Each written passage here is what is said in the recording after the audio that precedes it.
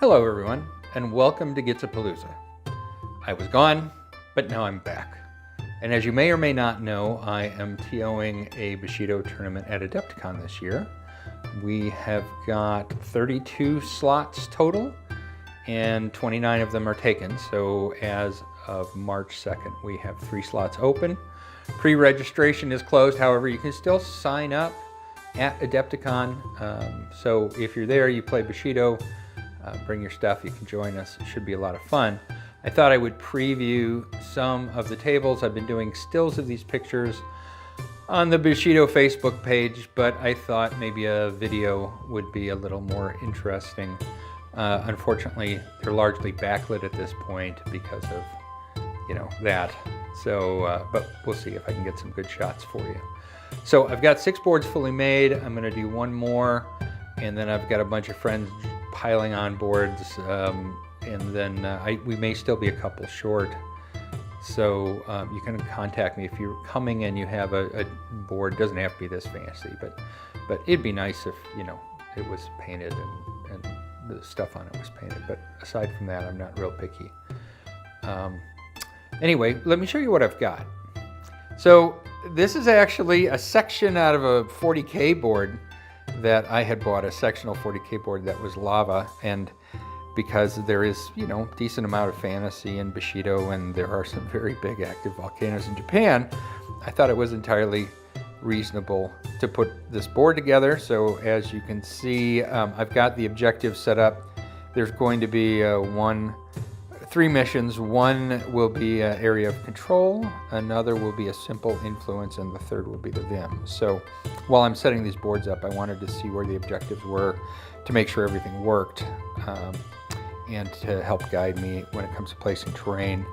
So at Adepticon, this may not be exactly the same configuration, but it'll be pretty close. I'm actually taking pictures, and we'll have hard copies of those photographs in with each board, so that when we pull them to set them up, we know where things were roughly, and we will try to do a decent job of setting things up. We may also add a little bit more scatter terrain to some of these boards. We'll see. Anyway, that is lava, and there will be rules for lava. I'm not clearly defined on what I want to do. I don't want them to be game breaking, but I thought it would be fun to do something. I think my thought at the moment is the lava is impassable. If you end up in it, you have to get out of it by the most direct route possible by the end of your next turn. If for some reason you can't, you lose the figure. However, generally that gives you at least 2 actions to get out of the lava, and maybe 3 depending on when you get in it, tossed in or pushed in or whatever. So, but we'll see. Like I said, I don't want to break the game with it, but I did think it was fun. So let me zoom in a little bit. There's for scale, there's a little Tengu tribesman.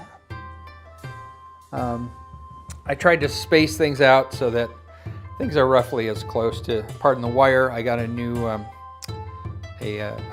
microphone for my filming over Christmas. So anyway, so there's that. Let's move on. Now, this is a board you guys have seen before, though not exactly with this setup. So this is my bay or lagoon, whatever you want to call it. In this case, the water is not going to be an issue as far as movement is concerned. I've played it like that. Usually I load up the middle with more buildings and terrain and things, and it's fun and it makes it interesting, but it does make it complicated, and it does. If you do that, it definitely favors certain armies that can fly, like my Tengu, or that have a lot of light-footed. So we're just gonna say the water is there, it's shallow, you could run through it, it's not a big deal. And once again, I got all the palm trees fixed up. This has been an interesting exercise, not just making these boards, but I had to repair a bunch of my terrain that had kind of fallen apart. So there we have a little Ito snake woman in and amongst the palms. So again, and these are the playing edges. So the edges I'm showing you are the playing edges. So there will be one player from this position here and another from that position over there. And again, hopefully they're roughly equivalent. All right, let's take a look at what else we have. I got a mat. I got a 4x4 mat and cut it up into 2x2 squares. And so that's what you're seeing now. So that was the easiest and cheapest way that I could figure out getting these nice mouse mats, which I like. So here's a little farm set up with a river. There's lots of places to cross the river without being interfered with. There's a ford here. There's the bridge there. There's that area of control marker for when it's on the table. And also there's another ford there, and it's off to the side. So I figure that's pretty good. So we have a little farmhouse and an outside oven and a well and an outhouse and a barn here with some hay and some crates. So that's the first farm.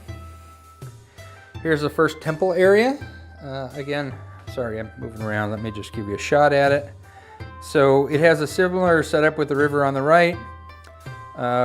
This river does not have any fords, so but there is a little bridge section right there. So I would say that anything, any movement around that platform, you can move directly onto it from either side.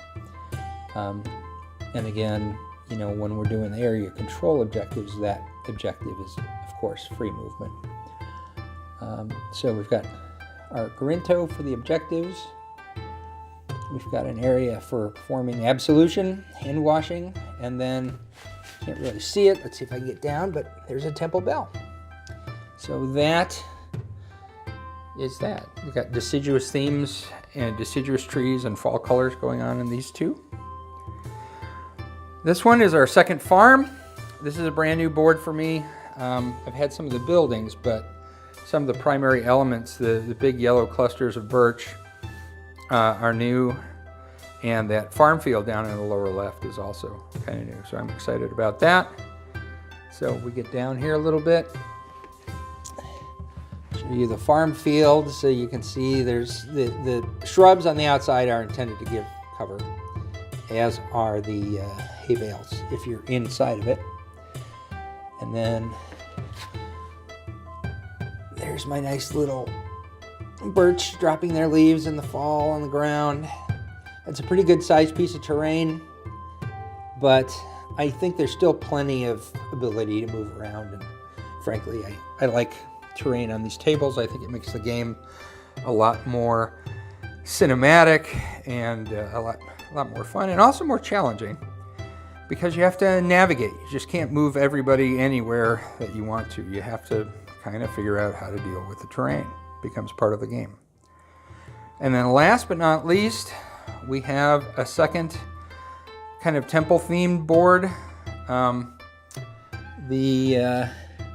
So that we have a couple of hokora with a torii gate and some fencing and a little place for sake offerings.